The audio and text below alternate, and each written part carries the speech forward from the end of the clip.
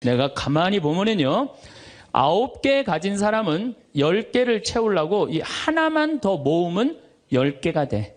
9개 쓸 생각을 못하고 이거 10개 채운다고 하나 모으다가 죽는 사람들 많이 봤어요, 나. 99개 가진 사람은 100개 채우려고 어떻게? 이 하나를 더 모으려고 99개 쓰지도 못하고 죽는 사람들 많이 봤어요, 저는. 여러분들은 어떠세요? 재산이라는 게 뭔지 아세요? 여러분들, 재산이라는 건요, 내가 쓴 것만 내 재산이에요. 내가 쓴 것만. 내가 안 쓴 건 내 재산 아니에요. 다시 말해서 내가 100억을 모으기 위해서 나 그지같이 70평생을 살았어. 이 사람은 거지로 산 거예요. 이 사람 거지로 산 거예요. 네. 그런데 내가 모은 거 갖고 정말로 알뜰하게 뭐 여행도 다니고 맛있는 것도 먹으러 다니고 뭐 즐겁게 살았어. 이 사람은 재산 제대로 쓴 사람이에요. 여러분들, 남자 여자는 XY고 여자는 XX죠? 그런데 이 Y 유전자는요, 성을 결정하는 아주 최소한의 정보만 갖고 있어요. 대개 X 안에 모든 게 다 들어있어요. 그러니까 엄마 아빠한테 갖고 와봤자 엄마 걸 더 많이 갖고 와요. 그러니까 애들이 공부 못하는 건 거의 엄마 닮아서 공부 못하는 거예요. 아니, 그러면은 애가 공부 못하면 자기 머리를 떨어야지 왜 애를 괴롭혀요? 그런데 신부님, 내 아이는 너무 똑똑해요. 아주 착해요. 반에서 1등, 전교에서 1등 해갖고 서울대학 갔어요. 그런데 서울대학 간 자식도 사실은 별로 소용없어요. 서울대학 가갖고 얘가 졸업을 해갖고 삼성에 취직을 했어. 출근을 했는데 내가 나눴는데도 어쩜 저렇게 잘생겼어. 빛이 번쩍번쩍 나. 그렇게 빛이 번쩍번쩍 나. 너무 보기 좋은 거야. 내 자식이지만. 그런 자식일수록요, 잘하는데 아무런 도움도 주지 않은 나보다 훨씬 예쁘고 훨씬 젊은 여우 같은 며느리가 나타나서 낚아채 가는 거예요. 그날로 끝나는 거예요. 그날로. 여러분들, 120살까지 살 때 자식이 나 효도할 수 있어요? 노 갈등이 생기는 거예요. 노 갈등. 늙은 자식과 늙은 부모의 갈등이 생기는 거예요. 제가 대전에 가서 강의를 했어요. 강의를 했는데 노인대학에 가서 강의를 했어요. 그랬더니 할아버지 한 분이 오셔서, 머리가 하얀 할아버지야. 신부님, 제가 75인데요. 나 엄마 때문에 힘들어서 죽겠다는 거예요. 무슨 소린가 했더니 98살 먹은 엄마가 그렇게 잔소리라고 힘들게 한다는 거예요. 이거 먹고 싶다, 저거 먹고 싶다. 자기도 힘들어 죽겠는데 98살 먹은 엄마 때문에 힘들다는 거예요. 그래서 이제는 노 갈등, 늙은 부모와 늙은 자식의 갈등이 생기는 거예요. 또 얼마 전에는 하나 투어에서 난리가 났어요. 96살 먹은 할아버지가 배낭여행을 신청을 한 거예요. 96살짜리 할아버지가. 그래갖고 그냥 하나 투어에서 이걸 어떻게 해야 되느냐, 그래갖고 할아버지한테 전화를 했어요. 할아버지, 96은 배낭여행 안 됩니다. 그때는 할아버지가 화를 내면서, 걱정하지 말아라, 난 아들하고 가니까 우리 아들이 다 잘해줄 거다. 아들이 몇 살인데 그러냐고. 우리 아들은 70살이다 70살. 황창현 신부님의 행복특강, 지금 바로 시작하겠습니다. 영상이 마음에 드신다면 구독, 좋아요, 알림 설정 부탁드립니다. 자식이 셋이지만 스스로 요양원에 들어간 80세 할머니의 이야기도 함께 들으시면 좋겠습니다. 이 글을 보고 참 많이 울었습니다. 우리의 노후를 돌아보는 시간이 되시길 바랍니다. 주님, 예, 반갑습니다. 오늘 여러분들하고 강의할 내용은 유혹과 행복이라는 주제로 강의를 하도록 하겠습니다. 우리가 이 세상 살면서 유혹에만 안 빠지면 행복하게 살 수 있죠? 근데 우리가 마음 안에 천사만 있으면 좋은데 나도 몰래 여기 악마가 동거하고 있어요. 그렇죠? 내 마음 안에 천사하고 악마가 동거하고 있는 것 같지 않아요? 그런데 문제는 어느 때 천사 같으냐면은 본당 신부님한테 말할 때, 이때는 천사 같아요. 여기 자매님들 보면은. 근데 집에 가고 남편한테 말할 때는 악마로 돌변을 해. 악마로 돌변을 해. 나는 너무너무 착해. 착해갖고 우리 형님은 능력이 있어갖고 직장 생활하는데 나는 착하기만 하고 능력은 없어. 그래서 하는 생활이라고는 신앙생활밖에 안 해. 그런데 우리 시어머니가 형님한테 가서 살아야 되는데 능력 있는 큰형님은 못 모시고 착하기만 나만, 신앙생활은 나만 내가 시어머니를 모셔. 근데 천사 같으니까 시어머니 모셔요. 내가 예수님 십자가 생각하고. 정말로 뭐 시어머니 잔소리, 노망 다 받아주고 그렇게 희생을 하고 사는데 추석날 딱 온 집안 식구가 모였는데 나한테 수고한다는 말하는 사람이 한 사람도 없어. 그럼 속에서 악마가 슬슬 질르기 시작해요. 이거 봐, 네가 착하니까 너를 우습게 보는 거야. 이용만 당하는 거야. 오늘 집안 식구 다 모인 길에 못 모신다고 내질러 그냥. 그 소리가 그냥 불긋불긋 일어나지 않아요? 우리는 천사하고 악마가 동거를 해요. 오늘같이 피정하는 날, 고해성사 보는 날은 내가 속세기는 자식도 사랑할 것 같고, 집안 신경도 안 쓰는 남편도 사랑할 것 같고, 저 죽지도 않는 시어머니도 내가 다 잘 모실 것 같아. 그럴 땐 천사예요. 고해성사 보고 피정하는 날은. 그런데 세상에 나가갖고 물건 깎을 때 보면요, 그런 악마가 없어요. 그런 악마가. 또 뭐 경품 행사로 공짜로 뭐 준다 그러면요, 하나라도 더 받으려고 달겨드는 거 보면은요, 이건 뭐 정말 악마가 따로 없어요. 보면은 악이 다툼을 해요. 보면은. 그래서 우리 마음 안에는 천사하고 악마가 항상 동거를 해요. 근데 여러분들, 우리만 유혹을 받고 사나요? 예수님은 유혹 받으셨어요? 안 받으셨어요? 받으셨어요. 40일 동안 단식하시고 난 다음에 너무 배고프셨어요. 너무 배고프셨을 때 악마가 짠하고 나타나갖고 당신 배고프지? 배고프니까 이 돌더러 빵이 되라고 그래요. 이거 황당하고 어처구니 없고 불가능한 유혹이에요. 돌이 어떻게 빵이 되겠어요.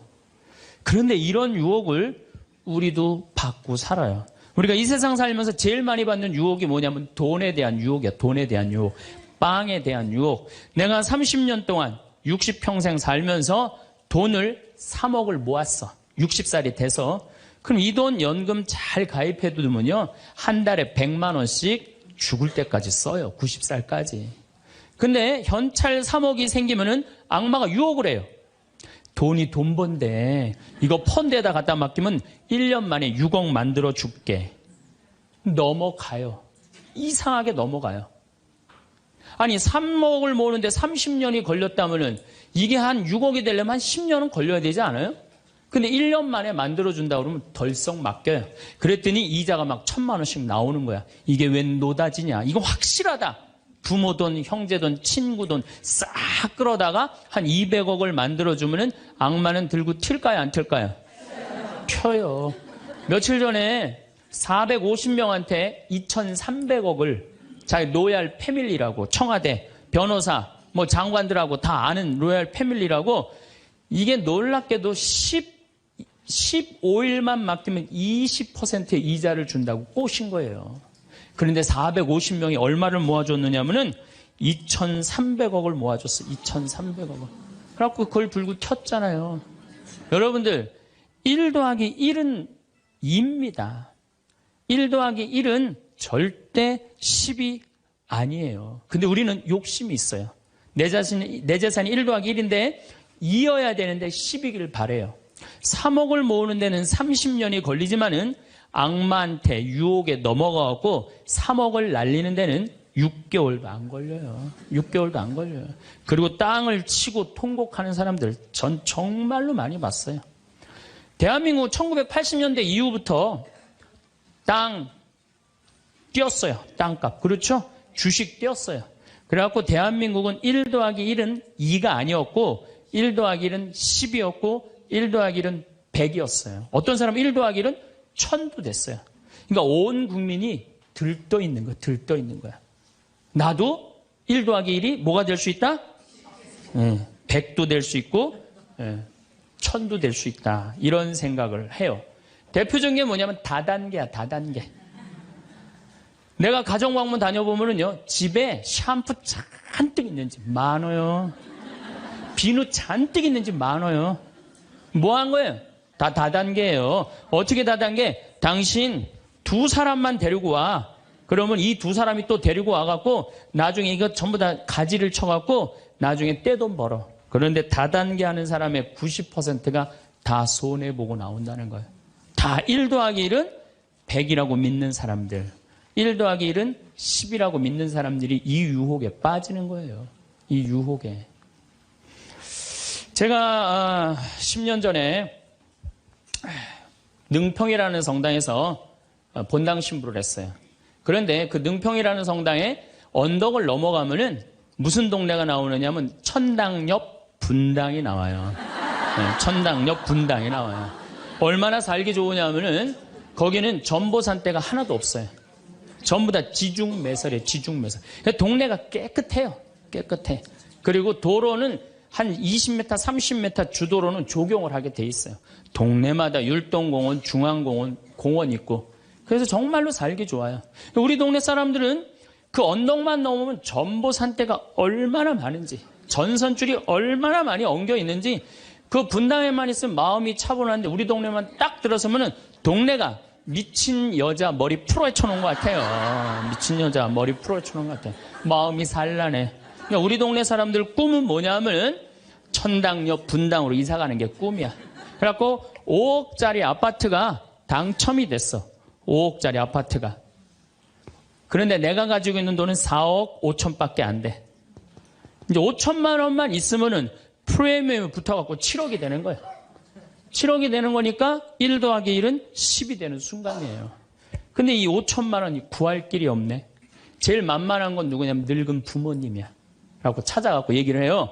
어머니, 아버지, 내가 5천만 원만 있으면은 5억짜리 아파트 되면 내가 잘 모실 테니까 거기 있는 땅 좀 팔아갖고 나 5천만 원만 꿔달라고. 근데 이미 한국 천주교 할머니, 할아버지들은 나한테 강의를 들었어. 절대 자식들한테 재산 주지 말라는 강의를 들었어. 예, 안 죽으니까 절대 재산 주지 말라는 강의를. 난 돈 없다. 딱 잡았대요. 그럼 느닷없이 부모가 미운 거예요. 느닷없이. 형제 친척한테 꿔달라고 그랬더니 형제 친척도 아무도 꿔주는 사람이 없는 거야. 다 미운 거예요. 예수님은 서로 사랑하라고 그랬는데 악마는 뭐라고 그래? 이거 봐. 너 세상 너 옆에 있는 사람 아무도 없어. 다 미워해. 이 유혹에 빠지는 거예요. 악마의 유혹에 빠지는 거예요. 근데 마음 하나만 바꾸면 얼마나 행복한지 몰라요. 우리 능평은 뭐 조금 전선줄 있다 하더라도 경치 좋고 공기 맑아요. 아주 좋아요. 그리고 분당에서 살려면은요, 거기에 수준 맞추려면요, 피곤해서 못 살아요. 근데 능평은 32평 아파트가 2억 5천이야. 2억 5천이니까, 이 2억 5천짜리 아파트 사고 얼마가 남아요? 2억이 남아요. 이거 갖고 맛있는 것도 사먹고, 여행도 다니고, 어려운 사람도 도와주고, 얼마나 좋아요. 근데 우리 인간은 이걸 못해요. 내가 가만히 보면은요, 9개 가진 사람은 10개를 채우려고 이 하나만 더 모으면 10개가 돼. 9개 쓸 생각을 못하고 이거 10개 채운다고 하나 모으다가 죽는 사람들 많이 봤어요, 나. 99개 가진 사람은 100개 채우려고 어떻게? 이 하나를 더 모으려고 99개 쓰지도 못하고 죽는 사람들 많이 봤어요, 저는. 여러분들은 어떠세요? 재산이라는 게 뭔지 아세요? 여러분들, 재산이라는 건요, 내가 쓴 것만 내 재산이에요. 내가 쓴 것만. 내가 안 쓴 건 내 재산 아니에요. 다시 말해서 내가 100억을 모으기 위해서 나 그지같이 70평생을 살았어. 이 사람은 거지로 산 거예요. 이 사람 거지로 산 거예요. 네. 그런데 내가 모은 거 갖고 정말로 알뜰하게 뭐 여행도 다니고 맛있는 것도 먹으러 다니고 뭐 즐겁게 살았어. 이 사람은 재산 제대로 쓴 사람이에요. 그 다음에 죽을 때 그래도 종교기관에 기부나 하고 이런다면은 다행인 사람이에요. 근데 그냥 재산 그냥 이 100억을 주체를 못하는 사람들, 그러다가 죽는 사람들, 루카복음 12장에요. 부자가요, 엄청난 풍년을 맞이해요. 이거 나눌 생각을 안 하고 자기를 위해서 창고를 크게 줘요. 그리고 영혼한테 얘기해. 너 이제 편안하게 살아라. 그러니까 하느님이 뭐라 그래요? 이 어리석은 자야, 오늘 밤이 네 영혼이 떠나는 날이다. 너한테는 그렇게 잘 쓰면서 하느님한테 인색한 자의 끝이 이렇다. 재물을 어디다 쌓아둬라? 하늘에 쌓아둬라. 제가 제일 열받을 때가 언제냐면은 97년, 98년 IMF 터졌을 때 이때 막 우리 교우들 20억, 30억 막 날렸어요. 그래서 술이 그냥 떡이 돼갖고 와서 나한테 뭐라고 그러냐면 신부님 이렇게 허무하게 날아갈 줄 알았으면 신축금이라도 많이 낼 걸 그랬다. 제일 열받을 때. 그럴 줄 알았으면 미리 해지. 왜 날리고 와서 나한테 그래. 열심히 산 사람들이 실패하고 울면은 동정이 가는데요. 땅 투기하다가, 주식 투자하다가, 노름하다가, 이거 재산 날리고 와서 눈물 흘리고, 자기 고통스럽다고 얘기하는 사람한테는요, 동정이 안 가요. 열심히 살다가 실패한 사람한테는 정말로 동정이 가는데, 주식 투자하다 돈 다 날리는 사람들 동정이 안 가요. 여러분들, 주식 투자를 하려면은요, 재산 우리 95% 투자자들이 다 실패해요. 왜 그런 줄 아세요? 1년 만에 샀다 팔았다 그래요. 워렌 버핏이라는 사람은 미국 최고의 부자예요. 지금 60년 동안 거의 주식을 했는데 610억 달러를 벌었어요. 주식으로만. 근데 그 사람은 한번 주식을 사면은 최소한 5년, 10년, 20년까지 그냥 쥐고 있는 거예요. 그러니까 돈을 버는 거야. 근데 우리는 그냥 얼마 전에 잠깐 무슨 경제 무슨 뭐 방송을 보니까 3개월 만에 15% 내는 수익 방법 그런 건 없어요. 1 더하기 1은 2지 1 더하기 1은 10이 절대 아니에요. 근데 우리는 그렇게 착각하고 사는 거예요. 그런 기대 속에서. 아프리카에는 원숭이 잡는 비법이 있어요. 어떻게 원숭이를 잡느냐 하면은 항아리 이렇게 만들어 놓고 주둥이, 원숭이 손이 들어갈 만한 주둥이를 만들어 놔요. 여기에다는 자갈을 잔뜩 넣어놔요. 그리고 여기다 바나나를 딱 놔요. 원숭이가 지나가다가 웬 바나나 그리고 딱 바나나를 잡아요. 잡으면은 주먹이 커지는 거야. 바나나만 놓으면은 손이 빠지는데 잡은 바나나는 놓기 싫은 거야. 그러니까 이 무거운 항아리를 들고 이놈의 바나나 왜 안 빠지냐 하루 종일 뛰어다니는 거야. 저녁에는 지쳐갖고 움직이질 못한대요. 그러면은 그 원숭이를 잡아서 먹는다는 거예요. 그런데 지금 여기 있는 여러분들 가운데서도 그 바나나를 못 놓고 계신 분들 많습니다, 지금. 네? 지금 땅을 쥐고 이러지도 못하고 저러지도 못하고 괴로워하는 사람들 많아요. 주식 사놔갖고 그냥 이러지도 못하고 저러지도 못하고 전전긍긍하는 사람들 많아요. 지금 놀 때예요. 노름에 빠져갖고 그거 원금 찾는다고 뛰어다니는 사람 지금 놓으면은 제일 행복해요. 지금 놓으면 살 수 있어요. 그런데 우리는 그거를 못하는 거예요. 그거를. 욕심을 이용하는 거예요. 악마가 우리를 왜 유혹할 수 있는 것 같아요? 우리의 욕심을 가지고 이용을 하는 거예요. 사기 치는 사람도 1 더하기 1은 100이라고 그러면서 홍보를 하죠. 유혹을 해요. 근데 1 더하기 2는 2라고 믿는 사람은 절대 유혹이 안 빠져요. 근데 1 더하기 1은 100이 되기를 바라는 사람은 그 어처구니 없는 악마의 유혹에 빠진다는 거예요. 난 말할 거 없어요. 내가 그러니까. 내가 여기 생태마을 시작할 때 15년 전에 돈이 한 푼도 없었어요. 그래갖고 우리 교구 70세 원로 신부님한테 찾아갔어요. 김창린 필립보 신부님. 여기가 필립보 생태마을이죠? 그 신부님 찾아갔어요. 신부님, 내가 우리 교우들 앞으로 이제 주 5일째가 곧 될 텐데 우리 교우들을 쉴 수 있는 생태마을을 짓고 싶습니다. 토요일날, 일요일날 와서 피정도 하고 기도도 하고 쉴 수 있는 공간을 짓고 싶습니다. 그랬더니 신부님이 너 어쩜 그렇게 시간을 잘 맞춰서 왔냐는 거예요. 그게 무슨 소린가 했더니 당신이 은퇴하면 살라고 땅을 수원에다 사뒀는데 그게 개발지가 된 거야. 근데 보상비가 14억이 나온 거예요. 근데 신부님이 그때 이런 말씀을 하시더라고요. 우리 신부들 은퇴하면 교구청에서 아파트 한 채 사주는데 내가 그 돈이 뭐가 필요하냐고. 너 그렇게 좋은 일에 쓴다니 내가 너한테 주마. 하루아침에 14억을 받았어요. 내가 이마에 돈복 이렇게 써있다니까요. 이제 그걸 가지고 이 생태마을을 꾸미려고 계획을 해보니까 이거는 뼈대밖에 못 올리겠더라고. 그래서 3개월 동안 전전긍긍을 하는데 신부님이 나를 다시 부르셨어요. 황 신부 와봐라. 너 그거 갖고는 그거 완성을 못하겠다. 내가 평생 북에서 넘어오셨거든요. 그래갖고 학비에 너무 고생을 하셔갖고 신학생들 장학금을 모은다고 10억을 모아두셨어요. 그 10억도 내가 귀양 너 투자하는 거 내가 너한테 해주마. 대신 나중에 네가 장학 사업은 이어서 해라. 내가 그 약속을 받고 신부님 또 10억을 또 주셨어요. 24억이 된 거야. 그랬더니 그때 그 본당 신부님 13,000명 본당이 있었는데 교우들이 신부님이 이런 좋은 일에 한다니까 3억을 모아줬어요. 27억이 됐어. 완전히 돈벼락이 그냥 막 쏟아지는 거죠. 그랬더니 후배 신부들이 우리 수원교구 후배 신부님들이 선배 최고 원로 신부님이 이런 사업에 한다니까 동참하겠다고 3억을 또 모아주셨어요. 그래갖고 30억이 돼갖고 이 생태 마을을 내가 진 거예요. 2년 만에. 어디 한번 모금 한번 안 다니고 그 신부님이 다 해주셨어요. 그래서 여기가 그 신부님 본명을 따서 필리포 생태 마을이 된 거예요.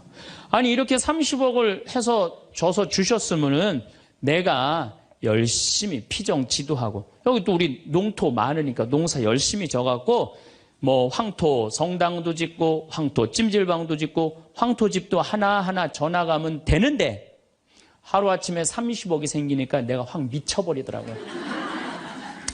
내가 일해서 이 하나하나 개발할 생각은 안 하고 어디 돈 많은 과부 없나 이것만 찾으러 다니는 거예요.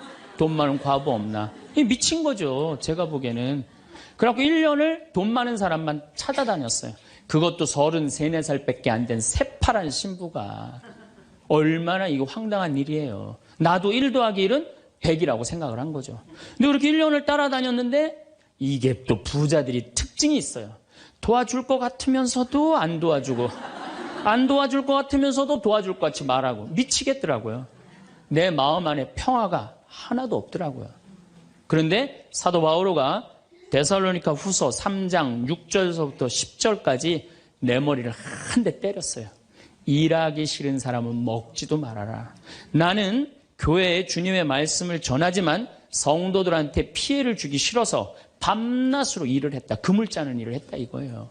그래 내가 열심히 농사 짓고 된장, 간장, 고추장, 청국장 우리 콩 있으니까 여기 또 지역 주민들하고 콩 계약 재배하고 그렇게 하면 되지. 그래갖고 그때부터 벌써 14년 전이네요. 그때부터 된장, 간장, 고추장, 청국장, 김장 농약 안 친 걸로 김장하고 요즘은 또 청국장 가루 이거 아주 너무너무 좋아갖고 오늘도 벌써 2가마를 띄웠는데 다 팔렸어요. 그러니까 내가 이걸 한 첫 해는 판매액이 1억이었는데 작년에는 17억이에요. 너무 즐거운 거예요, 사는 게. 저 신부님 떼돈 버나 보다. 떼돈은 남지 않아요. 원료값이 너무너무 많기 때문에. 그렇지만은 내가 우리 교우들한테 농약 안 친 거, 먹을거리 제공해주고, 이 지역에 지금 3만 평 농약 안 치고, 농사 짓고, 여기 50명 주민들한테, 여기 주민들 지금부터 농한기거든요. 근데 여기 주민들은 지금 내년 2월 달까지 저기 메주 띄우고, 청국장, 생청국장, 청국장 가루, 한 30명이 와서 계속 일을 해요. 얼마나 좋아요. 이러면서 내가 행복하게 살면 되는데, 아니, 내가 미쳐갖고 그냥 한 1년 동안 돌아다닐 땐 마음이 평화롭지가 않더라고요. 여러분들, 남의 재물을 탐낼 때부터요, 그때부터 평화는 깨지는 거예요. 남의 재물을 탐낼 때부터. 여러분들, 우리 고모가 하나 있어. 근데 이 고모가 친척이 나라고 조카라고 나 하나밖에 없어. 근데 시집을 안 갔네, 이 고모가. 근데 그냥 돈을 많이 벌어갖고 천당역 분당에 아파트도 한 채 있고 빌딩도 하나 있고 저기 막 통장에 돈도 많아. 그럼 이 조카가 저 고모 늙은 고모 죽으면은 저 재산이 누구한테 온다? 나한테 온다. 이 생각하는 순간부터 얘는 불행한 거예요. 고모 재물 탐내는 순간부터 얘는 불행한 거예요. 남의 재물을 탐내면 안 되는데 악마는 뭐라고 우리한테 유혹을 하느냐면 남의 재물을 탐내라고 유혹을 해요. 우리 어머니 아버지가 잘 살아. 저 재산 나한테 오겠지. 그때부터 얘는 일 안 해요. 딴 생각만 하는 거예요. 1 더하기 1은 2라고 생각 안 하고 1 더하기 1은 100이 된다고 생각을 하고 사는 거예요. 절대 평화롭지가 않아요. 또 여러분들 형제 중에 누가 잘 살아. 우리 형이 잘 살아. 누나가 잘 살아. 근데 내가 이번에 아이가 대학을 들어가. 나 등록금 좀 안 대주나. 이때부터 죄짓기 시작하는 거예요. 이때부터 미워하기 시작하는 거예요. 성당 질 때도 마찬가지예요. 성당 질 때도 내가 하느님 아버지 집을 줘. 그러면은 그 하느님 아버지 집 짓는데 내가 봉헌하면 되잖아. 근데 그냥 나는 봉헌할 생각 안 하고 우리 성당의 제일 부자가 저거 얼마 봉헌하나 이것만 기다리고 있는 거야. 근데 그냥 그 부자는 내가 보기엔 1억을 해도 되는데 500만 원밖에 안 했어. 그럼 뭐라고 그러냐면 예수님 말 틀린 거 하나도 없어. 어? 부자가 천국 들어가는 거는 낙타가 바늘구멍 통과하기보다 아는 건 또 많아갖고 그냥 그러면서 그 사람 욕하는 거. 제 생각엔 이래요. 그렇게 부자 헌금 얼마 내나 그거 쳐다보고 있는 것도 남의 재물 탐내는 거예요. 그 사람 마음에 평화 없어요. 내가 가지고 있는 것만 누구한테 봉헌하면 돼? 하느님한테 봉헌하면 되는 거예요. 우리가 이 돈에 대한 유혹, 이것 때문에 죄를 짓고 사는 거예요. 그런데 유혹 중에 제일 무서운 유혹이 뭔지 아세요? 여러분들 돈 왜 벌어요? 자식 욕심 때문에 버는 거예요. 자식 때문에 여러분들 돈 버는 거예요. 자식 때문에. 아메리카의 인디안들은 자식이 태어나면 어디다 봉헌하냐면 별한테 봉헌한다고 그래요. 우리 아이 추억 많게 해달라고. 요즘 어제 그제 여기 별 정말 미치도록 많아요. 밤하늘에 별똥별이 2만 개가 떨어져. 2만 개. 지난번에 우리 수녀님들 한 20분 오셨을 때 내가 여기 마루 위에 강 위에다 마루를 깔아놨어요. 그 위에다 밤에 침낭을 하나씩 다 드려요. 그럼 누워갖고 별을 보는데 별똥별이 1시간 동안 10개가 떨어졌대. 10개가. 수녀님들이 너무 행복하다는 거예요. 이 별을 보고 행복한 추억을 가지고 살았으면 좋겠는데 우리나라 엄마들은 그런 생각 안 해요. 인디언들은 별 보면서 우리 아이 행복한 추억이 많았으면 좋겠다. 그리고 들판에 봉헌한대요. 우리 아이 건강하게 뛰어놀게 해달라고. 그 다음에 태양에 봉헌한대요. 우리 아이 아주 씩씩하고 건강하게 잘 자라게 해달라고. 근데 대한민국 엄마들은 애가 태어나면 어디다 봉헌하냐면 학원에 봉헌해. 학원에. 우리 아이 어디 들어가게 해달라고? 서울대학 들어가게 해달라고. 서울대학 들어가게 해달라고. 그래갖고 임신을 하면은 이거 굉장히 중요한 거예요. 임신을 하면은 하느님 나한테 생명을 주셔서 감사합니다. 이 아이가 하느님 이 세상에 태어나서 행복하게 살았으면 좋겠습니다.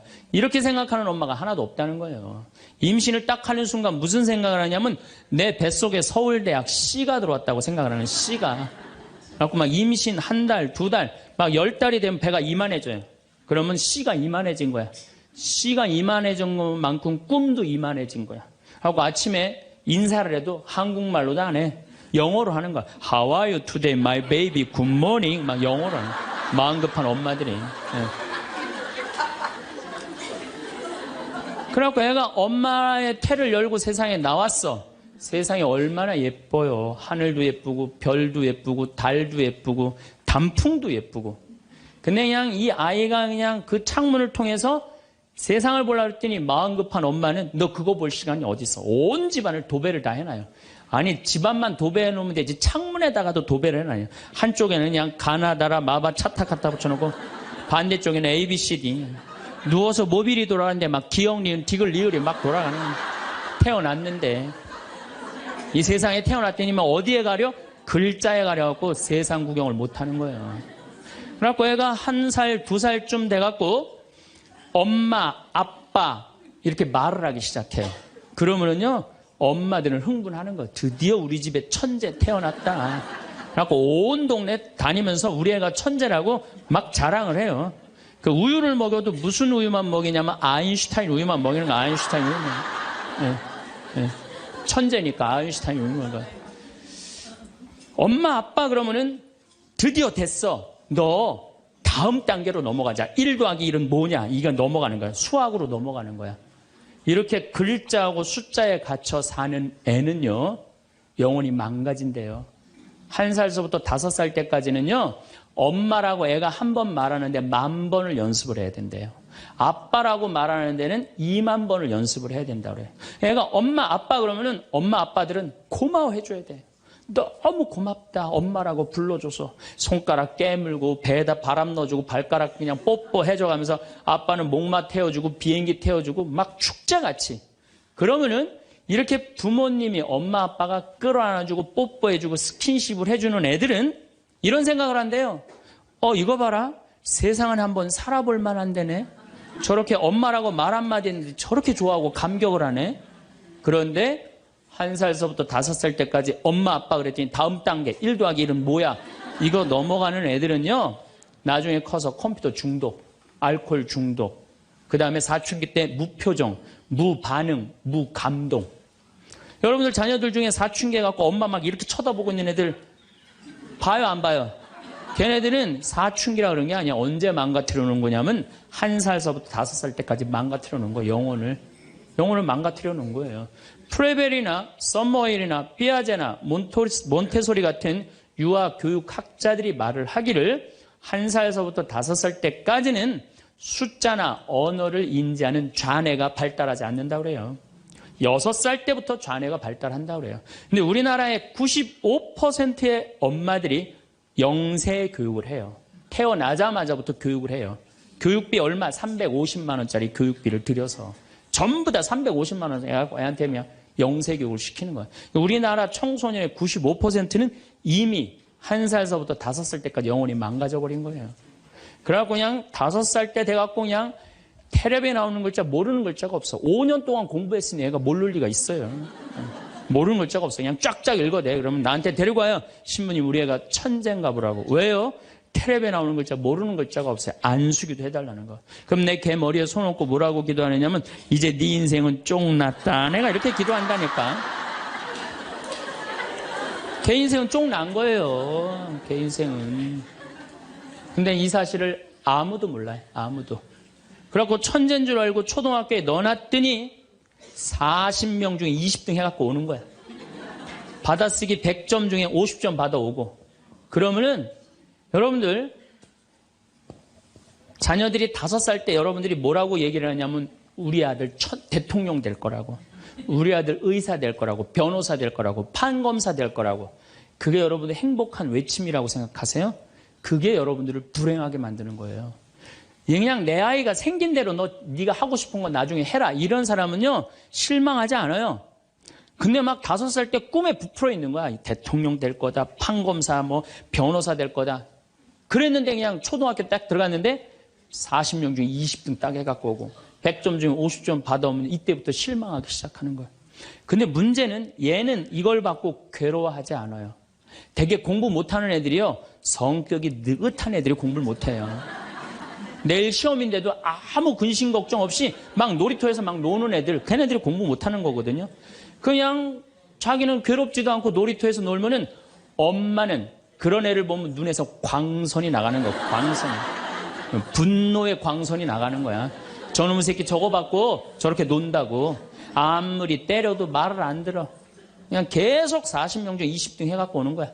그러면 엄마는 슬프지만 괴롭지만 힘든 결정을 다시 한번 해요.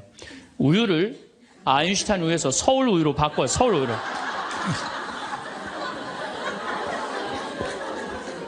그래갖고 그냥 그렇게 6년 동안 서울 우유를 먹였는데 중학교 딱 올라갔는데 초등학교 때 말 안 듣는 거하고 차원이 틀려요. 중학교 때 컴퓨터 게임에 빠지면은요 미쳐요. 엄마하고 밥 먹으러 나가도 그냥 핸드폰으로라도 해요. 애들이. 그냥 그거 보고 있으면 속에서 불 나요? 안 나요? 속에서 불이 나죠. 근데 걔는요 그렇게 될 수밖에 없는 성장 과정이 있는 거예요. 그래갖고 막 학원을 막 땡땡이를 까는 거야. 초등학교 때는 때리면 울면서 갔는데 중학교 때는 간다고 가요 일단. 그러고 난 다음에 지가 알아서 컴퓨터 게임방에서 게임하고 놀고 밤 10시에 학원 다녀왔다고 거짓말 하는 거야. 그러니 안 그래도 꼴배기 싫은데 그냥 불이 나는 거야. 이미 학원에서 전화 받은 내가 안 왔다고. 그럼 이놈의 새끼 어디서 거짓말 하느냐고 때리려고 그러는데 이게 너무 커갖고 손이 닿아요 안 닿아요? 안 닿아요. 이놈의 새끼 애는요 엄마가 때리려고 하면 힘도 안 들여. 왜 이러냐고 고개만 젖히면 그냥 막 날아가는 거야. 고개만 젖히면 손이 닿지도 않아.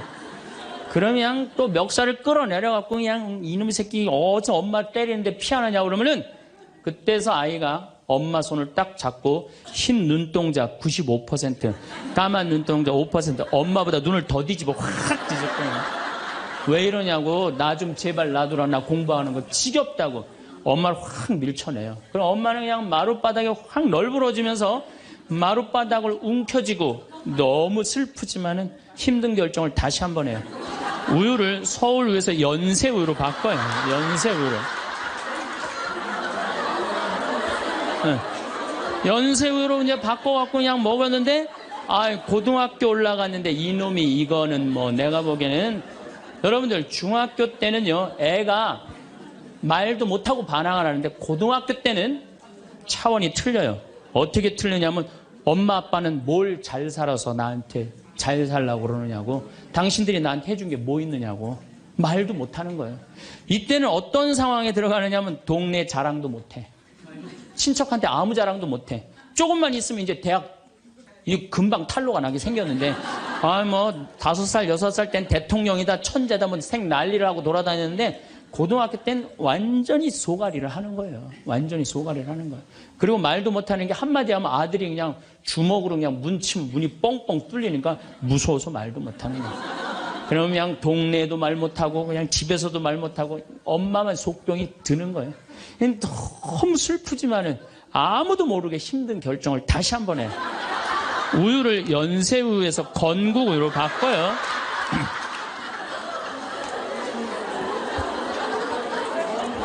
건국우유로 바꿔서 그렇게 먹였는데 고등학교 3학년 때 보니까 모의고사를 봤는데 15% 안에 들어야지 서울에 있는 학교를 가는데 30% 뒤로 막 밀리는 거야. 내가 재미난 경험이 있었어요.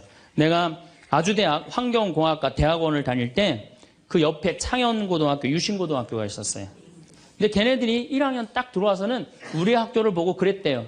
내가 아주대학 가면은 내 대학을 안 간다 그랬대요. 1학년 되면은. 근데 2학년 애들은 상황이 틀리대요. 아주대학도 괜찮은데 이런데 2학년 되면. 근데 3학년이 된 애들은 그 창현고등학교, 유신고등학교 애들은 3학년만 되면 제발 아주대학만이라도. 엄마가 딱 그런 마음이야. 그러니까 이제 엄마가 너무 슬프지만은 그 성적표를 받아보고 마지막으로 힘든 결정을 다시 한번 해요. 우유를 건국우유에서 저지방 우유로 바꿔요.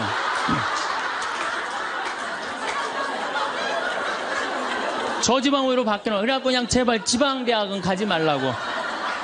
그래갖고 그냥 지방대학 그렇게 가지 말라고 저지방 우유를 먹었는데 애가 결국은 지방대학을 갔어. 이때부터 자식이 미운 거예요. 자, 여러분도 한번 생각을 해봐요. 그 소중한 자식 태어났는데 처음부터 네 생긴 대로 살아라 그랬으면 20년 동안 사랑이 쌓였을 거예요. 근데 처음부터 자기가 먼저 대통령, 판검사 목표 설정해놓고 애가 따르지 않는다고 애를 미워한다. 애가 잘못하는 거 부모가 잘못하는 거예요.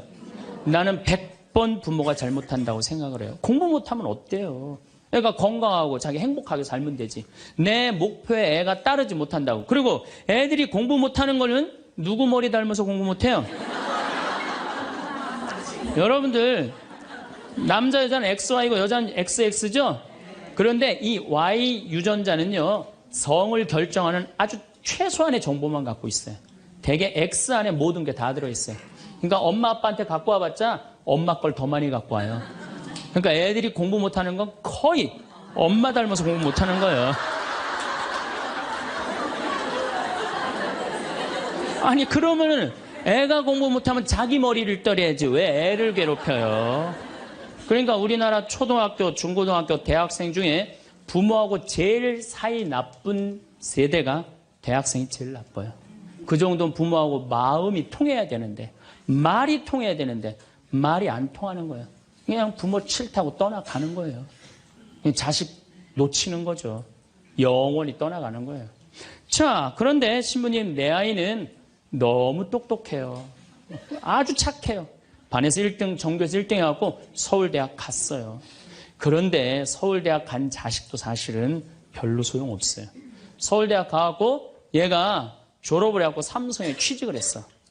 출근을 했는데 내가 나눴는데도 어쩜 저렇게 잘생겼어. 빛이 번쩍번쩍 나.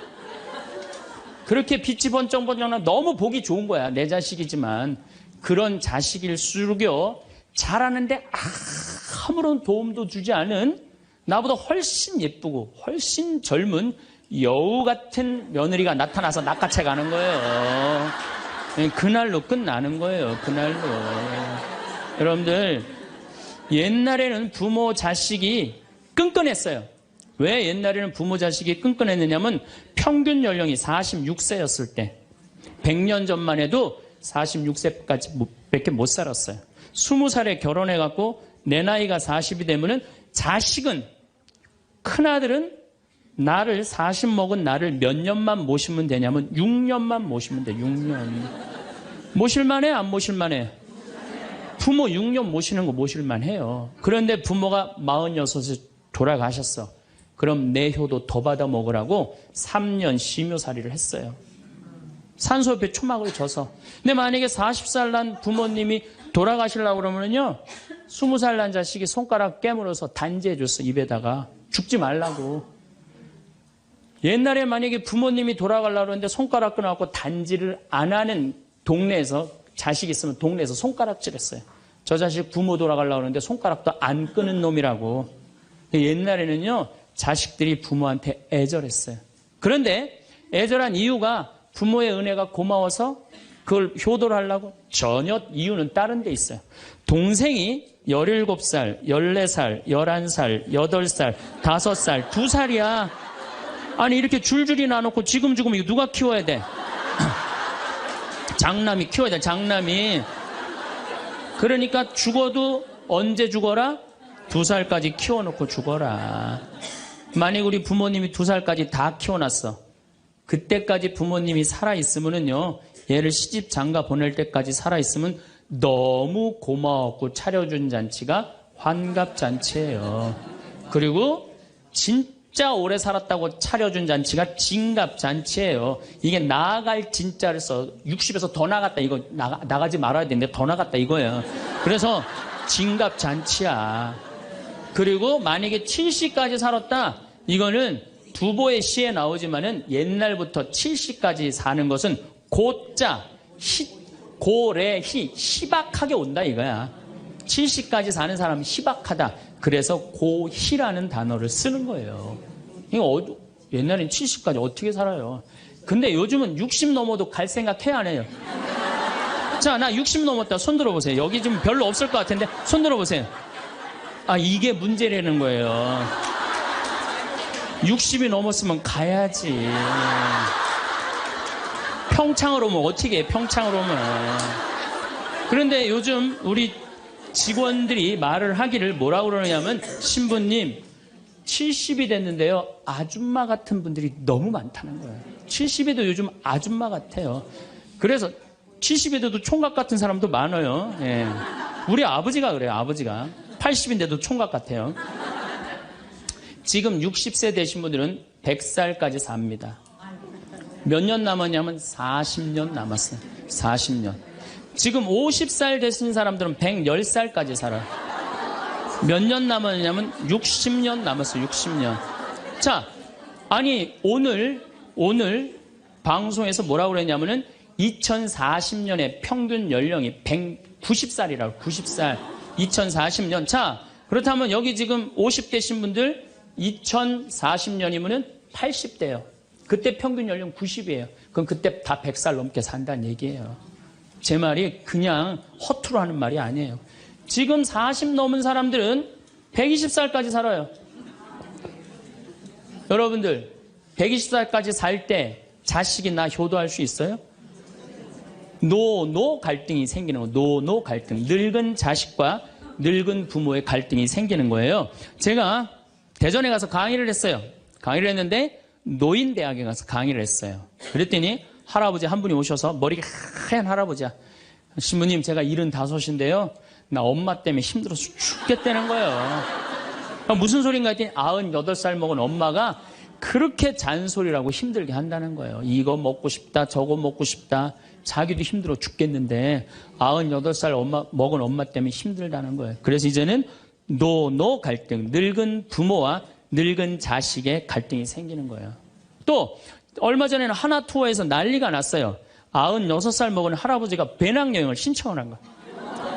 96살짜리 할아버지가. 그래갖고 그냥 하나 투어에서 이걸 어떻게 해야 되느냐, 그래갖고 할아버지한테 전화를 했어요. 할아버지 96은 배낭여행 안 됩니다. 그때는 할아버지가 화를 내면서 걱정하지 말아라, 난 아들하고 가니까 우리 아들이 다 잘해줄 거다. 아들이 몇 살인데 그러냐고. 우리 아들은 70살이다. 70살.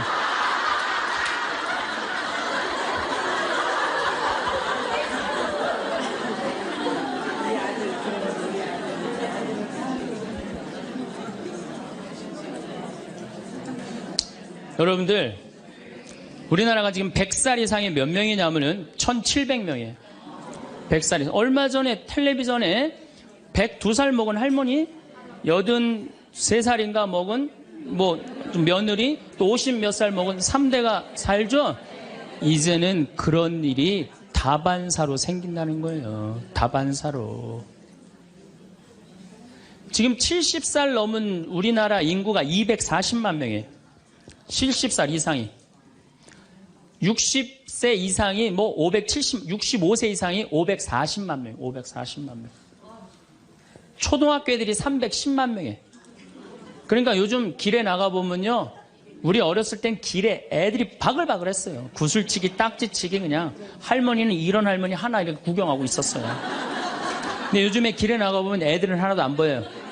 애들 낳지도 않고 학원에 가고. 길에 나가면 누구만 바글바글 하냐면 할머니, 할아버지들만 바글바글하고 돌아요. 21세기는 그래서 노인의 시대라는 거예요. 여러분들은 그런데 더 심각한 건 지금 70, 80 되신 분들은 그나마 이제까지 살아왔어. 이제 10년, 20년만 하면 견뎌요. 여러분들은 앞으로 50년, 60년 남아있어요. 그 인생에 대한 설계가 준비되어 있습니까? 안 돼 있습니까? 안 돼 있어요. 자, 여러분들, 나는 그래도 늙어서 자식하고 삽니다. 난 너무너무 행복합니다. 그런 할머니는 정말로 정신없는 할머니예요. 나이 먹으면 눈두덩 쳐져요, 안 쳐져요? 눈가 쳐져요, 안 쳐져요? 볼 쳐지고 입술 쳐져요. 그럼 자식하고 사는 할머니, 나는 저녁 먹고 화도 안 났어. 화도 안 나고 그냥 텔레비를 보고 있는데 어떻게 하고 보고 있느냐면 이러고 보고 있는 거예요. 이러고. 아들이 지나가다가 뭐가 화가 나는 일이 있어서 저러나. 제가 요즘 초등학교 강의를 많이 나가요. 초등학교 자모들. 아, 예뻐요. 예뻐요. 정말로 예뻐요. 그냥 그 자모들이 이렇게 화장을 하고 오는데 웃으면은요, 눈꼬리 쫙 올라가, 입꼬리. 그러니까 그냥 화장들 어떻게 연필로 막 위로 그리고 오잖아요. 네, 위로 그리고. 그런데 우리 할머니들은 아무리 그려도 결국은 떨어져요. 결국은 떨어져요. 문제는 아들은 괜찮아요. 며느리가 무슨 죄가 있어요? 며느리가 이제 저녁 차려놓고 시어머니 식사하시라고 문을 딱 두들겼어. 방문을 딱 열었는데 또 이 시어머니 전기세 아낀다고 불은 꺼놓고 깜깜한 방에서 텔레비만 보고 있는 거야. 텔레비만. 그래갖고 그냥 밥 먹으라고 그랬는데 머리 하얀. 밥 먹으라고 그냥 문을 열 때마다 그냥 심장이 떡떡 떨어지는 거예요. 심장이 떡떡 떨어지는 거예요. 여기 우리 응암리라는 곳에 92살인가 91살 먹은 친정 엄마를 63살 먹은 딸이 모시고 들어왔어요. 근데 이 자매가 하는 말이 자기는 평창에 들어와갖고 밤에 깜깜한 것도 하나도 안 무섭고 짐승 소리도 하나도 안 무섭대. 뭐가 제일 무서우냐면 아침에 밭에 나가고 일하고 들어오고 이제 아침 먹으러 딱 들어오면은 엄마가 거실 정가운데 소파에 앉아갖고 91살 먹은 엄마가 이러고 쳐다보는 게 제일 무섭대. 제일 무섭대. 자, 그렇다면은 여러분들은 나이 60이 돼서 여러분들 옆에 있을 사람은 누굴까요? 그렇죠. 남편이에요. 남편인데 이 사실을 30년 동안 까맣게 까먹는 거예요. 이 사실을 30년 동안 까맣게 까먹고 누구한테 30년 동안 미쳐 있어요? 자식한테 미쳐 있는 거예요. 네, 자식한테 미쳐 있다가 이제 자식이 떠나면은 이런 생각을 해요. 나는 그동안 자식 키우느냐고 애썼으니까 이제는 찜질방도 가고 평창 생태마을 피정도 좀 가고 성주순례도 가고 내가 편안하게 살으리라 이런 생각을 하는데 전혀 예상치 못한 일이 벌어져요. 남자는 무슨 생각을 하냐면 30년 동안 떠돌아다니다가 귀소 본능이 생겨요. 이제는 마누라한테 돌아가리라 이런 마음이 들어요. 여자는 이제 편안하게 살려고 그러는데 남자는 귀소 본능이 생기는 거예요. 이때부터 부부 사이에 갈등이 생기는 거예요. 이때부터 전혀 부부의 사랑을 생각하지 못하고 자식한테만 미쳐 있고 남자는 바깥에만 미쳐 있다가 60에 딱 만나갖고 젊었을 때는 그렇게 맛있는 거 차려놓고 여보 일찍 들어와 그래도 안 들어오더니 이제 60 넘어서 굳이 집에 안 들어와도 되는데 때 따라 철 따라 찾아 들어오면 신경질이 나요 안 나요? 여러분들 며칠 전에 할머니들이 72%가 할머니들이 할아버지 뒷바라지하기 싫다고 그랬잖아요. 나왔죠? 그러니까 이게 심각한 문제예요. 어떻게 할 거야? 이거는 다음 시간에 이야기하도록 하겠습니다. 네, 감사합니다. 여러분들은 자식들에게 헌신하는 삶을 살아오셨나요? 그렇다면 노후에는 자식을 위해 어디까지 희생할 수 있으신가요? 나는 나를 위한 인생을 살겠다 다짐하고 계시는 분도 계실 것이고, 나는 자식을 위해서라면 어느 것도 아깝지 않다고 생각하시는 분도 계십니다. 인터넷으로 어떤 글귀를 하나 읽게 되었는데 참 마음에 와닿았습니다. 우리는 부모를 봉양한 마지막 세대이자 자식에게 부양받지 못하는 첫 세대이다. 아마 50대, 60대, 70대라면 느끼는 바가 많을 듯한 문구입니다. 세상이 예전 같지 않아졌다는 건 진작에 알고 있었지만 자식에게 봉양받는 것은 기대도 못할 뿐더러 자식에게 등골이 빨리는 부모들이 지천에 널렸습니다. 자식들을 키우느라 청춘을 다 바쳤지만 청춘도 모자라 노년기까지 자식 부양에 바쳐야 하는 시대입니다. 여러분들의 노후는 안녕하신가요? 자식이 셋이지만 스스로 요양원에 들어간 80세 할머니의 이야기를 전해드리겠습니다. 둘 다 너무한 거 아니야? 왜 나한테만 효자 노릇하래? 가까이 사는 게 죄야? 그러는 너는 엄마한테 해준 게 뭐야? 나는 나 먹고 살기도 힘들어. 언니나 오빠가 이제 내가 먹고 살만하니까 엄마 좀 돌보라는데 그게 그렇게 어려운 일이야? 그냥 나한테 나가 죽으라 그러지. 지금까지 엄마한테 들어간 돈 대부분 내가 냈어. 그러니까 이제는 알아서들 해. 자식 셋이 다투고 그 앞에는 할머니가 앉아 있었습니다. 잠자코 듣고 있던 할머니가 말했습니다. 됐다, 그렇게 싸울 것 없다. 나는 이제 요양원에 들어가련다.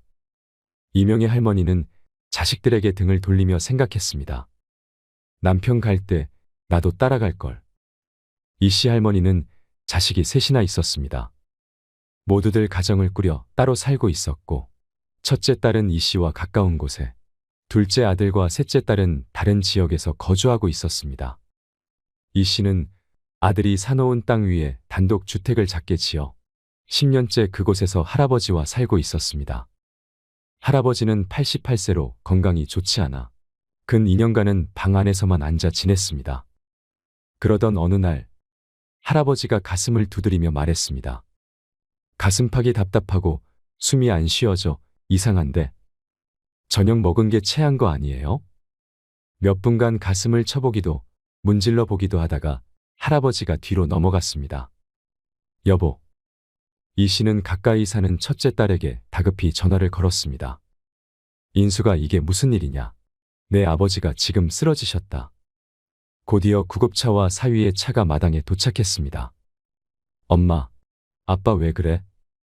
나도 모른다. 갑자기 숨쉬는 게 힘들다고 그러시더니 저렇게 쓰러지셨다. 딸도 발만 동동 구르고 있었고 구급대원들은 다급히 할아버지를 들것에 실었습니다. 이제 보호자가 타야 하는데 사위가 나섰습니다. 당신은 집에 가 있어. 내가 어머니랑 같이 갈 테니까. 힘겹게 숨을 쉬고 있는 아버지를 본 딸이 사색이 되어 있었습니다. 전화할 테니까 걱정 말고 가 있어. 별일 없으실 거야. 구급차는 이 씨와 사위를 태우고 출발했습니다. 이 씨는 남편의 손을 꽉 붙잡았습니다. 오늘 저녁까지만 해도 함께 식사하던 남편이 눈을 감은 채로 숨을 몰아 쉬었습니다. 여보, 눈 좀 떠봐요. 남편은 대답이 없었습니다. 강서방, 이를 어째? 정신이 없어 보이는 이 씨를 사위가 다독였고, 괜찮으실 거예요. 장인어른 제 말 들리세요? 사위가 괜찮을 거라고 말했지만 이 씨는 어떤 느낌이 있었습니다. 꼭 붙잡고 있던 남편의 손에서 점점 힘이 빠져나가는 것이 느껴졌습니다. 이 씨가 얼른 그 손을 축혀 올려 쥐었지만 남편에게선 반응이 전혀 없었습니다. 구급차 안이 다급해졌습니다. 구급대원에게 밀려나 이 씨가 손을 놓치자 남편의 손이 맥없이 툭 떨구어졌습니다. 남편의 숨이 멎었고 이 씨는 짧은 작별 인사도 하지 못한 채로 구급차 안에서 남편의 마지막 순간을 지켜보게 되었습니다. 아이고 아빠, 아버지. 서울에 살고 있는 아들과 막내딸도 급히 내려왔습니다.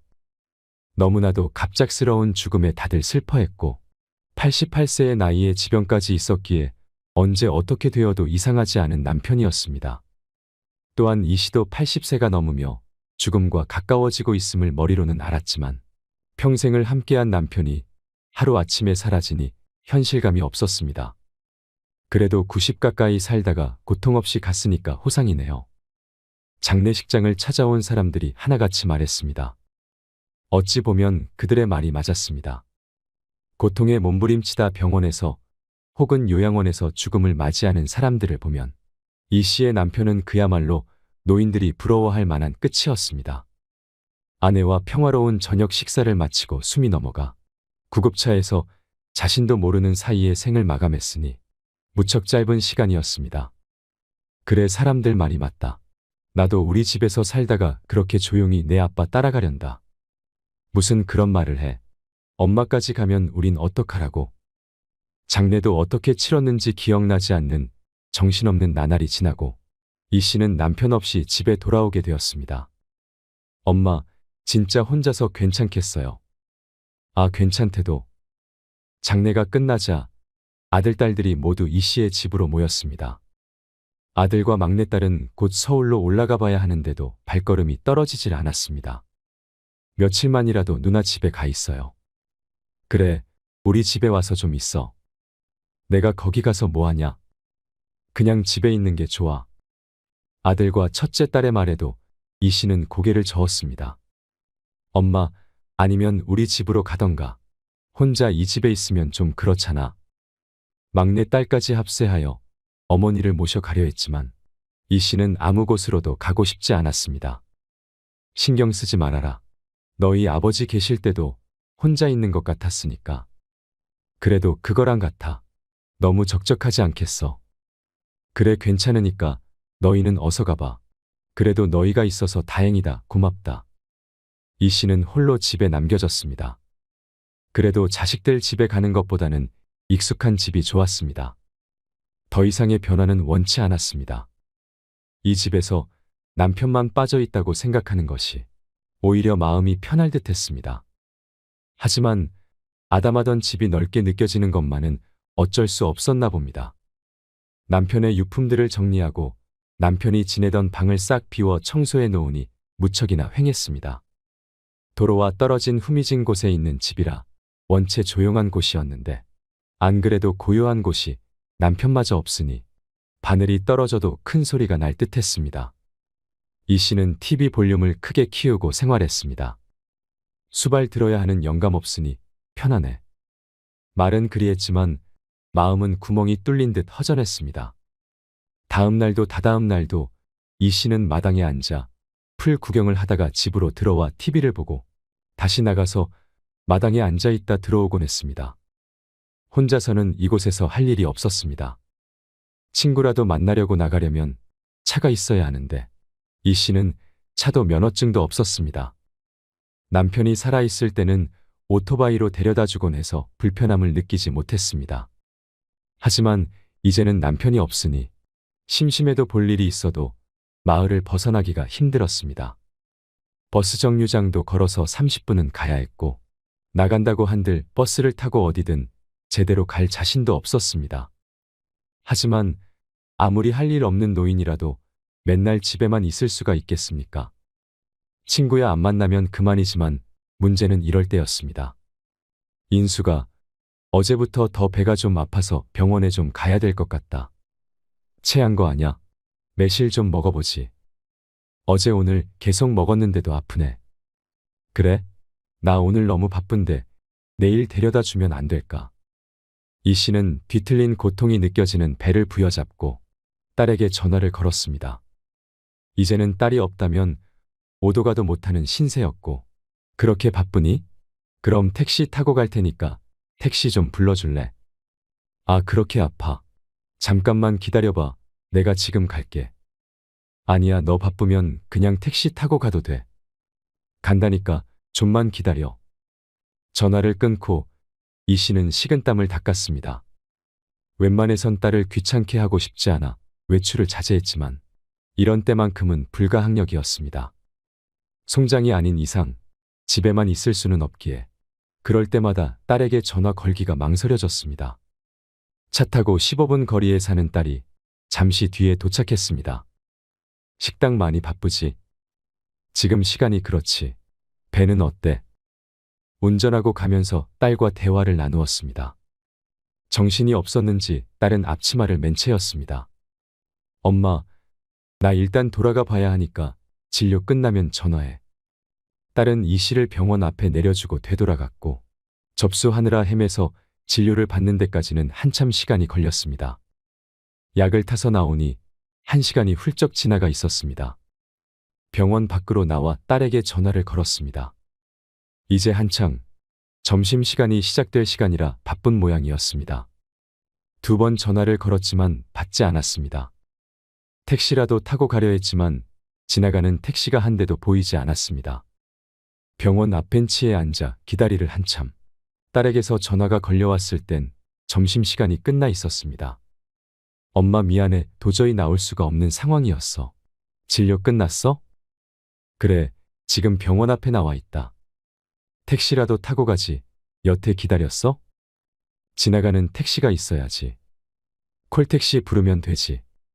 그런 것을 할 줄 알았으면 애초에 딸을 부를 일도 없었을 것이었습니다. 딸이 다시 어머니를 데리러 왔습니다. 차에 타자마자 타박하는 소리가 들렸습니다. 버스나 택시도 탈 줄 알아야지. 엄마, 내가 데리러 못 올 때 엄마 혼자 아무 데도 못 가면 어떡해. 너도 이 나이 돼봐라. 그게 마음처럼 되나? 나이가 무슨 상관이야? 의지 문제지. 아직 젊은 딸은 어머니가 답답할 뿐이었습니다. 그런데 엄마, 아빠도 없는데 엄마 혼자 그 집에서 살기가 힘들지 않을까? 집에 거의 도착하자 딸이 머뭇거리며 말을 꺼냈습니다. 차라리 이 집 비우고 한순에 가 있는 게 낫지 않겠어? 그래도 서울이니까 걸어서 어디든 갈 수 있고 병원도 가깝고. 집 놔두고 왜 거길 가니? 엄마 혼자 그 집에 있는 게 마음이 안 놓여서 그렇지. 엄마 쓰러져도 모르잖아. 이웃이 있는 것도 아니고, 그리고 올케가 집에서 놀고 있는데 뭐 어때? 그런데 그것만은 이 씨는 사양하고 싶었습니다. 명절 때 종종 방문하곤 하는 아들네는 이 씨에게 편치만은 않은 곳이었습니다. 자신도 그렇고 며느리도 그렇고 원체 살가운 성격이 못되기에 그런지, 아니면 원래 고부 사이는 그런 것인지 아직도 며느리는 남 같은 마음이 컸습니다. 보라, 엄마가 잘도 좋아하겠다. 그러면 막내한테 가서 지내는 건 어때? 막내딸도 서울에서 살고 있는데 그 집에 가는 것도 말이 안 되었습니다. 입에 겨우 풀칠하고 사는 애한테 무슨 짐을 지워주려고 거길 가니? 집이 없다면 모를까. 멀쩡하게 살고 있는데 왜 자꾸 서울로 가라는 거야? 그게 아니라 내가 매일 이렇게 엄마를 돌봐줄 수는 없잖아. 엄마도 가야 내가 좀 편히 살지. 이렇게 딸을 부르는 것은 많아야 일주일에 한 번이었고, 오늘도 아픈 것이 아니었으면 집에서 나오지도 않았을 것이었습니다. 그리고 둘째나 셋째 집으로 가라면서 자신의 집으로 오라는 소리는 없는 첫째 딸이었습니다. 너도 이제 안 부를 테니까 내 걱정 마라. 너 바쁘면 택시 타고 다닐게. 식당 바쁜데 어서 들어가 봐라. 그러자 딸도 마지못해 수긍했습니다. 이 씨는 딸을 보내고 집으로 들어왔습니다. 이러니 저러니 해도 내 집이 좋았습니다. 언제 죽을지는 모르겠지만 나도 이곳에서 살다가 평온하게 눈 감는 것이 최근 들어 생긴 이 씨의 소원이었습니다. 그렇지만 그 바람은 절대 이루어질 수 없는 소원이 되었습니다. 엄마, 보라가 미국에 좀 더 있고 싶다고 그러고 그 땅도 많이 올라서 이번에 좀 팔아야 할 것 같아요. 아들의 전화에 이 씨의 눈앞이 깜깜해졌습니다. 10여 년 전 이곳에 땅을 사놓으며 오랫동안 팔 일이 없으니 집 지어서 죽을 때까지 살라는 아들의 말에 이 씨의 아파트를 팔고 주택을 지었습니다. 그런데 갑작스레 이 땅을 팔아야겠다는 아들. 그럼 이 집은 어떡하라는 거냐? 집도 비워줘야죠. 안 그래도 그것 때문에 전화드린 거예요. 연세도 있으신데 아버지처럼 쓰러지시면 큰일 나잖아요. 이제 누나네 집에 들어가서 지내세요. 갑자기 살던 집을 비우고 첫째 딸네로 들어가라는 말이었습니다. 말도 없이 이게 무슨 일이냐? 그 집은 내 아빠랑 내가 지은 것 아니냐? 그 집 팔아도 돈 안 돼요. 조그맣고 오래된 집인데 가치가 없죠. 그 오래된 집에서 니애미가 살고 있다.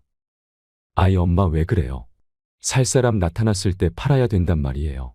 묵힐 만큼 묵혔어요. 이 씨는 할 말을 잃었습니다. 아들이 땅 주인이었고 집도 자신이 돈을 댔지만 서류상 명의는 아들이었습니다. 그게 아니라고 하더라도 아들과 법이 어쩌고 하면서 싸울 수는 없지 않겠습니까? 인숙이하고는 얘기가 된 거니? 누나한테는 내가 얘기할 테니까 그건 신경 쓰지 마시고요. 엄마도 이제 옆에 누가 있어야죠. 그렇게 몇 달 뒤에 이 씨는 그 집에서 쫓겨나 첫째 딸 집으로 들어가게 되었습니다. 엄마, 앞으론 이 방에서 지내세요. 딸은 두 자식을 결혼시키고 사위와 함께 둘이서 살고 있었습니다. 2층 건물 중 1층은 식당이고 2층이 주택이었는데 이 씨는 손녀 딸이 쓰던 방에서 지내게 되었습니다. 딸 내외는 거의 모든 생활을 1층 식당에서 했고 저녁에 잘 때만 2층에 올라오곤 했습니다. 그래서 이 씨는 전에 살던 집이나 이곳이나 크게 다르지 않다고 처음엔 생각했습니다. 엄마, 식사하세요. 1층에서 2층으로 걸려온 딸의 전화를 끊고 이 씨는 한숨을 푹 쉬었습니다. 1층이 식당이기에 식사 때마다 계단을 내려갔다 올라와야만 했습니다. 무릎이 아파서 평지도 겨우 천천히 걸어다니는 이 씨에게 계단이란 커다란 난관이 매일 곤욕스럽게 했습니다. 하루 3끼를 먹기 때문에 하루 3번은 앓는 소리가 저절로 나왔습니다. 평지에서만 생활하던 노인이 하루에도 몇 번씩 계단을 오르락 내리락 하는 것은 쉬운 일은 아니었습니다. 하지만 몸이 힘든 것은 마음이 힘든 것에 비해선 아무것도 아니었습니다. 식당이 쉬는 날이면 딸과 사위가 2층에서 쉬어야 하는데 이 씨 때문에 마음 편히 쉬지 못하는 듯 했습니다. 나는 그냥 없다고 생각하고 편히 지내. 밥도 3끼 다 안 먹어도 되니까 너희 먹을 때 숟가락만 올리고. 아니에요, 장모님. 편히 지내세요. 하지만 밤늦게 들려오는 딸과 사위의 대화를 우연히 듣게 되었습니다. 아니, 도대체 언제까지 이렇게 살 건데? 진짜 불편해 죽겠다. 있는지 없는지도 모르게 계시는데 뭐가 불편해? 그건 당신한테나 그렇겠지. 당신은 우리 엄마 모시고 살라고 하면 안 불편하겠어? 시어머니랑 같아. 참나, 뭐가 달라? 나도 장모님은 그 정도로 불편한 게 당연한 거 아니야. 그럼 나보고 어떡하라는 거야? 오갈 데 없는 엄마를 내쫓아. 장모님이 왜 오갈 데가 없어? 자식이 뭐 당신밖에 없어? 그동안 가까이 산다는 이유로 장모님 일 있으면 우리만 나서서 챙겼어. 처남이랑 처제랑 한 게 뭐야? 장인어른 돌아가셨으면 장모님은 나머지 자식들이 챙길 차례 아냐? 나도 당연히 그렇게 생각하지. 한수는 옳기 때문에 안 된다고 그러고 막내도 사정이 안 좋다는데 나도 참을 만큼 참았어. 내일 당장 처남한테 전화해. 장모님은 하나밖에 없는 아들이 모셔야지. 조심성 없게 오가는 대화에 이 씨가 숨죽였습니다. 이 씨가 듣든 말든 상관이 없는 것인지 들으려 노력하지 않아도 대화 소리가 크게 전해졌습니다. 애초에 장모님 살고 계신 그 땅을 홀랑 팔아버리는 아들이 어딨어? 지들이 책임질 것도 아니고 말이야. 이렇게 떠넘기듯이 장모님 보내버리면 끝이야. 그러게 나도 어이가 없어서 참. 아무튼 우리도 할 만큼 했으니까 어머니 모셔가라 그래. 알겠어. 내일 얘기해 볼게. 다음 날 첫째 딸이 아들에게 전화를 걸어 이 씨를 데려가라 했습니다. 그런데도 이 씨는 안 가겠다고 할 수 있는 처지가 아니었습니다. 사위가 저리 불편하다는데 버티고 있을 수가 없었습니다. 그렇게 이 씨의 의견은 단 한 번도 묻지 않은 채 아들 집으로 가는 것이 정해졌습니다. 엄마, 자식들이 여럿이니까 이 집 저 집 돌아가면서 살아보시면 좋지 뭐. 명절엔 내가 갈게. 큰딸이 하는 말에 여러 대꾸하지 않고 그저 그러마했습니다. 이 씨는 짐짝처럼 이 집에서 저 집으로 옮겨졌습니다. 큰 아들은 딸 둘이 있는데 모두 미국에 있었습니다. 그래서 아들 부부만 넓은 집에서 살고 있었습니다. 엄마, 회사 갔다 올게요. 쉬고 계세요. 아들이 이른 아침 출근하면 그 집엔 이 씨와 며느리만이 남게 되었습니다. 어머니, 제가 할게요. 그냥 계세요. 아니다, 넌 쉬고 있어라. 이것만 닦으면 돼. 뭐라도 보탬이 되고 싶어 청소를 하고 있던 이 씨를 며느리가 말렸습니다. 부지런히 움직여도 가만히 있어도 며느리는 이 씨를 불편해했습니다. 그런 며느리의 눈치를 보느라 이 씨 또한 가시방석에 앉아 있는 듯했습니다. 혼자 살던 자신도 갑자기 며느리 눈치를 보며 살자니 힘들었지만 며느리도 죽을 맛이었겠죠. 졸지에 시어머니를 모시고 살게 되었으니 불만이 날로 쌓여갔습니다. 이 씨의 아들이 출근하면 대충 때우곤 했던 식사를 시어머니가 있으니 제대로 차려야 했고 소파에 편히 앉아서 TV를 보는 것도 쉽지 않았습니다. 애초에 이렇게 지내는 게 평탄할 것이라고는 생각도 안 했습니다. 딸과 사위도 불편해하는데 며느리라고 시어머니를 편히 모실 수는 없었을 것입니다. 보라 엄마는 어디 갔어? 주말 아침부터 보이지 않는 며느리의 행방을 아들에게 물었습니다. 아, 보라 엄마, 잠시 친정에 좀 다녀온다고 갔어요. 그래, 자고 온대. 며칠 있다가 온대요. 하지만 곧 아들이 통화하는 소리를 들으니 어찌 된 일인지 알 것 같았습니다. 그렇게 가버리면 어떻게 하라는 거야. 엄마가 불편하게 한 적도 없는데 뭐가 불편해? 뭐, 대리효도? 엄마가 환자도 아니고 당신이 무슨 시중을 들었다고 그래. 나야 일을 하니까 어쩔 수 없었던 거지. 그러면 오갈 데 없는 엄마를 어떻게 하라는 거야? 당신이 땅 팔라고 그렇게 들들 볶았었잖아. 막내? 막내 사정 뻔히 아는데 어떻게 모시고 가라 그래. 얼른 돌아와. 내가 엄마 밥은 또 어떻게 차려드리냐. 며느리가 하는 소리는 들리지 않았지만 듣지 않아도 알 것 같았습니다. 자신이 2살짜리 아이도 아닌데 다들 자신을 돌보는 것이 힘들어 누구든 데려가길 원하는 것 같았습니다.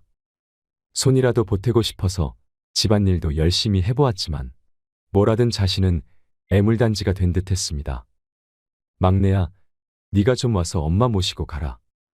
결국 아들이 막내딸에게 전화를 걸었습니다. 내 상황 알면서도 엄마 모셔가란 소리가 나와? 경제적으로 힘든 막내딸은 어이없다는 듯이 대꾸했습니다. 그러면 어떡하냐?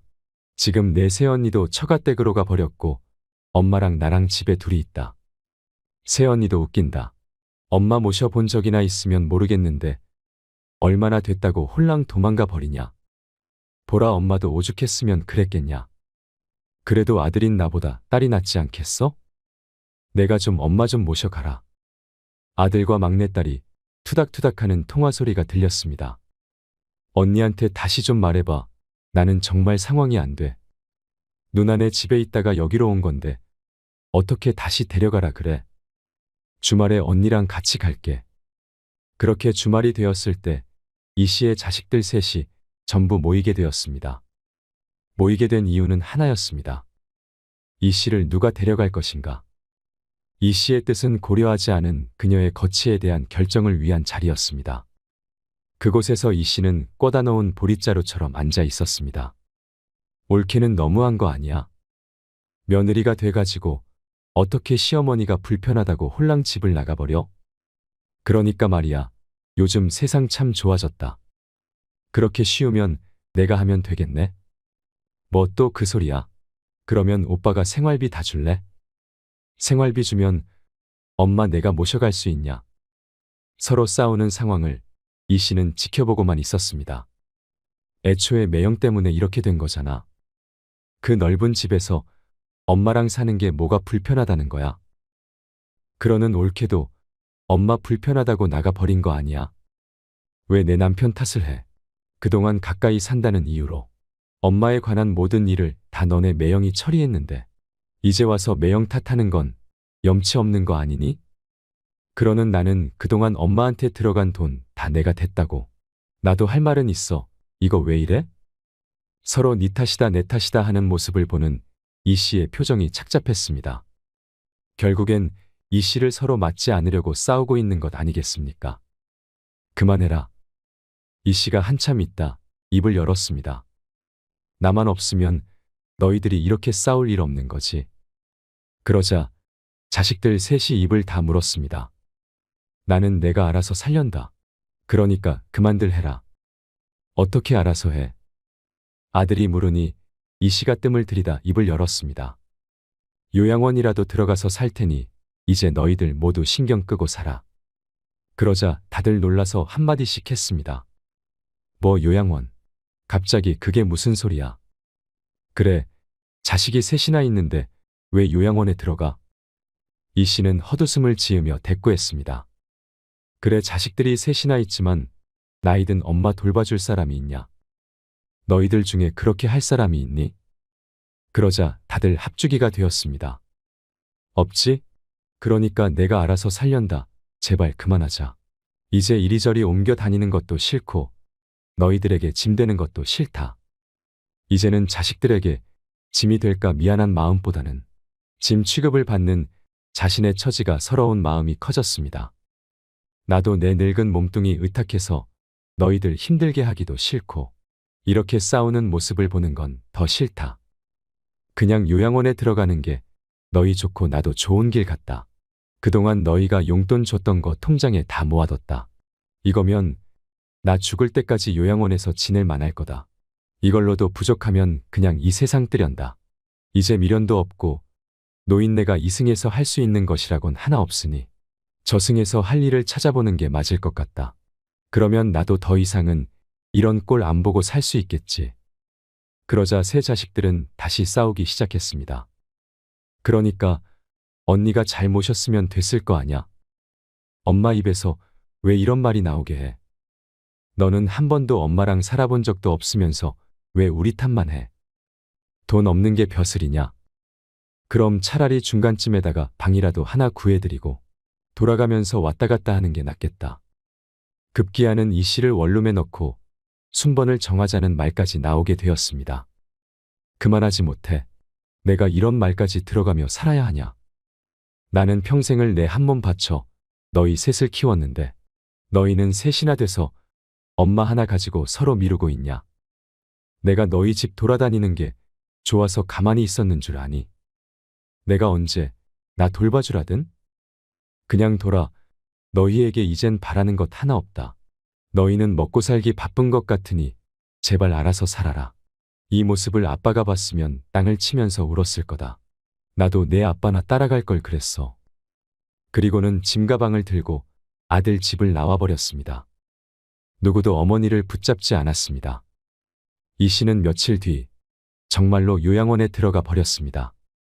자식들은 입으로는 말렸지만 누구 하나 우리 집으로 오라는 사람도 없었습니다. 이따금 이 씨에게 자식들이 면회도 왔지만 이 씨가 보기를 거부했습니다. 그리고 면회를 오는 자식들에게는 직원이 이 씨의 쪽지를 보여주었습니다. 이곳에 있다가 너희 아버지가 부르면 가련다. 내가 죽더라도 때가 된 것이니 너희 탓은 아니지. 나는 온 평생을 너희를 사랑해왔다. 너희가 부모인 나를 사랑하지 않는다고는 생각하지 않으련다. 조금 더 세월이 흐르면 내 마음을 깨닫는 날도 오겠지. 그런 날이 오면 나처럼 되지는 않길 바란다. 너희도 부디 그런 날이 오지 않도록 살피며 살거라. 나는 내 아버지와 함께 그날 죽었다고 생각하고 살아라. 그리고 더 이상은 찾아오지 말거라. 나도 행복했던 기억만 가지고 가련다. 엄마가. 그리고 자식들이 후회를 했는지 안 했는지는 알 수 없었지만 끝내 살아계신 어머니의 얼굴은 다신 볼 수 없었습니다. 누가 알아주지 않아도 묵묵히 그 자리를 지키는 사람. 힘들다 말해봐야 아무도 몰라주는 직업. 그게 부모인 것 같습니다. 여러분의 노후는 안녕하신가요? 이상으로 책틀맨이었습니다. 오늘도 끝까지 함께 해주셔서 감사드립니다.